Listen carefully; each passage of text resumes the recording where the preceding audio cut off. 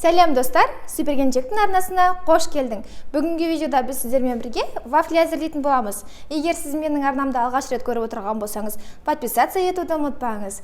Және де менің видеоларымды алғашқылардың бірі болып көру үшін колокольчикті басып қойыңыз. Сонымен вафли әзірлеуге кірісеміз. Ең бірінші қажет заттар түгелдеп аламыз. Жұмыртқа, қант, ұн, сары май қажет. Бос ыдысымызға жұмыртқаларды саламыз. Ыдысымыз құрғақ болуы қажет. 5 жұмыртқаны салып, жақсылап араластырамыз. Жұмыртқаны араластыра отыра үстіне барлық қантымызды салып біркелкі болғанша араластырамыз.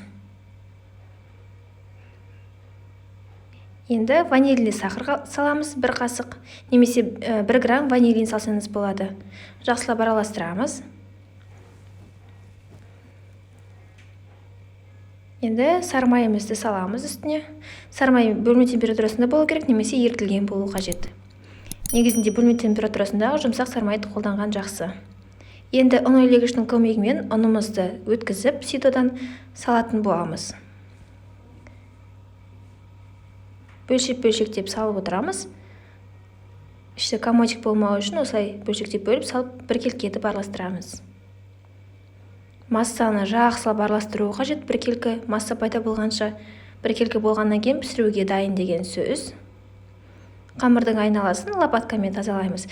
Бізге Тиффани вафлиницасын қолданамыз бүгін. Наборда осындай 2 форма жүреді. Біреуі домалақ рожок жасауға, біреуі трубочка вафли жасауға арналған. Бұндай вафлиница біздің дүкенде сатылады. Supergenchek.shop парақшасынан қарай аласыздар Instagramнан. Айтпақшы supergenchek.kz менің парақшама жазылуды ұмытпаңыздар. Егер жасап жатқан жағдайда маған фотоотчет жіберуді ұмытпаңыздар. Supergenchek.kz парақшасына.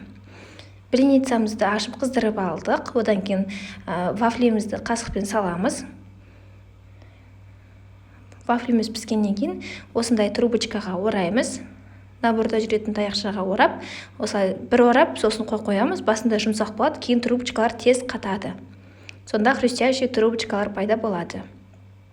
Осылай барлық қамырымызды біртіндеп пісіріп аламыз. 1 қасық салып, үстін жақсылап жауып бекітеміз. Ашып, егер піскен болса, тарелкаға салып дөңгелетіп аламыз. Егер піспеген жағдайда қорықпаңыз, қайтадан бетін жауып, біраз уақытқа піскенше қойып қойыңыз. Ой, ыстық, прям. Қолдарыңызға перчатка киіп жұмыс жасасаңыздар болады. Қолдарыңыз күйетін болса ыстық десеңіз. Мен перчатканы іздеп таппай қойдым, сондықтан бүгін менің қолым күйіп, осылай жасауыма тура келеді. Мен обычный строительный ақ перчатканы аламын, матадан жасалған қалыңырақ. Сосын сонымен осындай пісірген кезде вафлилерді немесе басқа да ыстық тамақтарды пісірген кезде қолданамын.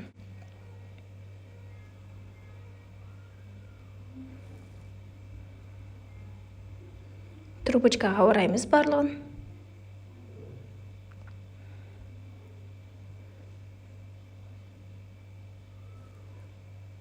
Дәл осылай барлық трубочкаларды пісіріп аламыз. Мінекей қараңыздар, трубочкалар осындай әдемі болып пісті, және де қытырлақ. Тұрғаннан кейін ол қытырлақ болады. Баршаңызға ас болсын, міндетті түрде жасап көріңіздер. Фотоотчет жіберуді ұмытпаңыз. Келесі влогта жүздескенше.